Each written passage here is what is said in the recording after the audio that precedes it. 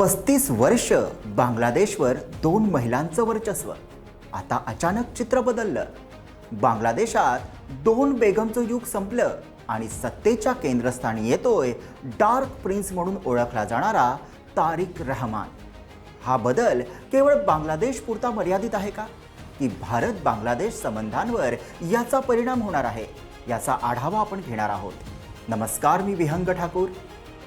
बांगलादेशात 1991 ते 2024 हा काळ म्हणजे राजकारणातील थेट 2 महिलांची लढाई होती. एकीकडे शेख हसीना, दुसरीकडे खालिदा जिया. पाहायचं झालं तर 3 दशकांहून अधिक काळ सत्तेची खुर्ची या दोघींमध्ये फिरत राहिली. आता 2026च्या निवडणुकीनंतर पहिल्यांदाच हा अध्याय संपतोय. 2026च्या या निवडणुकीत बांगलादेश नॅशनलिस्ट पार्टी म्हणजे BNPला 299 पैकी 209 जागा मिळत आहेत. बहुमतासाठी लागणाऱ्या 150 जागांचा आकडा BNPने सहज पार केलाय. जमाते इस्लामीच्या नेतृत्वाखालील आघाडीला 70च्या आसपास जागा मिळताना दिसत आहेत. शेख हसीना यांच्या अवामी लीगवर बंदी घालण्यात आली आहे. त्यामुळे 20 वर्षानंतर BNP पुन्हा सहज सत्तेत येतोय. 2008 ते 2024 मध्ये शेख हसीना यांची अवामी लीग सत्तेत होती. आता तुम्हाला प्रश्न पडला असेल, हे तारिक रहमान कोण? त्यांची ओळख काय? तारिक रहमान यांना बांगलादेशच्या राजकारणात तारिक जिया या नावाने ओळखलं जातं. त्यांच्या आईचा प्रभाव त्यातून स्पष्ट दिसतो.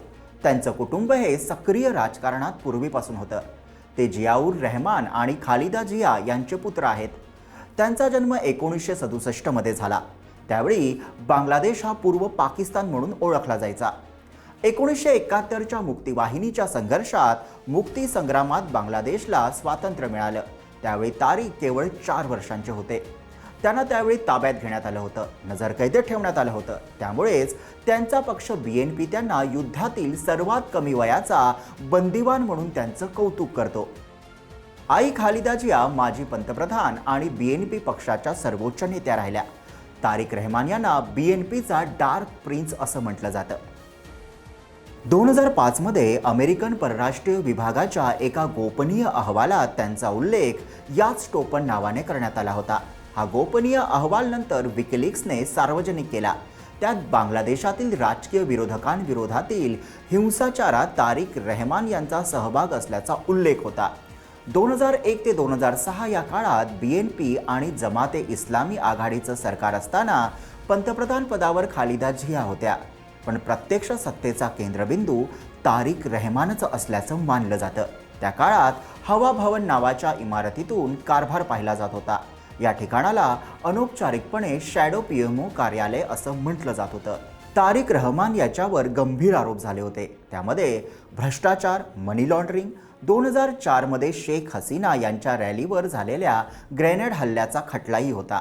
या सगळ्या प्रकरणांमुळे शेख हसीना सत्तेत असताना तारिक रहमान मायदेशी परतले असते तर त्यांना तात्काळ अटक होऊन तुरुंगात जावं लागलं असतं. म्हणूनच जवळपास 17 वर्ष ते देशाबाहेर राहिले. 2024 मध्ये बांगलादेशात विद्यार्थ्यांच्या आंदोलनानंतर सत्तांतर झालं. त्यानंतर मोहम्मद युनूस यांच्या नेतृत्वाखाली अंतरिम सरकार स्थापन झालं. या सरकारने तारिक रहमान आणि BNP वरील अनेक प्रकरणे मागे घेतली. याच निर्णयानंतर 17 वर्षानंतर तारिक रहमान मायदेशी परतले. खालिदा जिया यांची प्रकृती खालावल्यानंतर 2025 साली तारिक रहमान मायदेशी परतले. दरम्यान लंडनमध्ये उपचार सुरू असताना काही काळातच खालिदा जिया यांचं निधन झालं. त्यानंतर पक्षाची सूत्र पूर्णपणे तारिक रहमान यांच्या हाती आली आणि नुकत्याच झालेल्या संसदीय निवडणुकीत 2 मतदारसंघातून निवडणूक लढवली. दोन्ही ठिकाणी ते विजयी झालेत. BNP पक्षाने संसदीय निवडणुकीत मोठा विजयही मिळवला. म्हणजे थोडक्यात आता तारिक रहमान बांगलादेशचे पंतप्रधान बनणार आहेत. शेख हसीना यांच्या सरकारच्या काळात भारत आणि बांगलादेश यांचे संबंध खूपच चांगले होते. त्या काळात दोन्ही देशांमध्ये सीमा सुरक्षेबाबत सहकार्य वाढलं. दहशतवाद विरोधी कारवायांमध्ये समन्वय निर्माण झालं. व्यापार आणि ऊर्जा क्षेत्रात भागीदारी मजबूत झाली. आता बांगलादेश नॅशनलिस्ट पार्टी म्हणजे BNP सत्तेत आल्यामुळे या नात्यांचा सूर थोडा बदलू शकतो. BNPचं म्हणणं आहे, भारताशी मैत्री ठेवायची, पण भारताचं वर्चस्व मान्य नाही. म्हणूनच BNP सरकार चीन आणि पाकिस्तान यांच्याशीही संबंध वाढवण्याचा प्रयत्न करेल.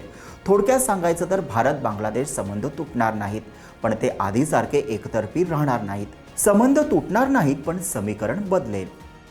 आज शेख हसीना भारतात आहेत. नवीन सरकारकडून त्यांच्या प्रत्यर्पणाची मागणी होण्याची शक्यता व्यक्त केली जाते. मात्र भारतासाठी हा निर्णय केवळ कायदेशीर नाही, तर मानवी आणि नैतिकदृष्ट्याही संवेदनशील आहे. दीर्घकाळ भारत बांगलादेश संबंध मजबूत ठेवण्यात शेख हसीना यांची भूमिका महत्त्वाची राहिली आहे. सीमा सुरक्षा, दहशतवाद विरोधी सहकार्य आणि प्रादेशिक स्थैर्य यामध्ये त्यांच्या सरकारने भारताला सहकार्य केलं होतं. म्हणूनच भारताने या प्रकरणात आंतरराष्ट्रीय कायदे, मानवी हक्क, माजी पंतप्रधान म्हणून शेख हसीना यांचा सन्मान या तिन्ही बाबींचा विचार करूनच निर्णय घेणं अपेक्षित आहे. थोडक्यात हा विषय संघर्षाचा नसून भारत बांगलादेश नात्यांमध्ये समजूतदारपणा आणि परस्पर आदर तपासणारी पहिली मोठी कसोटी ठरू शकते. BNPच्या विजयानंतर भारत बांगलादेश संबंधांबाबत काही प्रश्न निर्माण होत असले तरी एक गोष्ट लक्षात घ्यायला हवी. पर्याय याहूनही कठीण असू शकला असता. जर जमाते इस्लामी सत्तेत आली असती तर परिस्थिती अधिक गंभीर झाली असती. जमाते इस्लामी आणि त्यांचे मित्रपक्ष 70 जागांवर येऊन थांबलेत. पण जमात जिंकली असती तर त्याचे संभाव्य परिणाम काय झाले असते? तर हिंदू अल्पसंख्याकांच्या सुरक्षेवर धोका निर्माण झाला असता. कट्टरपंथी विचारसरणीला अधिक बळ मिळालं असतं. भारत विरोधी वातावरण अधिक तापलं असतं. पाकिस्तान आणि चीनकडे कल अधिक वाढला असता. म्हणजे थोडक्यात BNPचा विजय भारतासाठी फारसा आनंददायी नसला तरी जमात सत्तेत आली असती तर भारत बांगलादेश संबंध अधिक कठीण टप्प्यात गेले असते. 35 वर्षांनंतर बांगलादेशात 2 बेगम युग संपलं. तारिक रहमान यांच्या नेतृत्वाखाली नवं राजकीय पर्व सुरू होतंय. भारत बांगलादेश नात्यांमध्ये नवीन समीकरणं तयार होतील.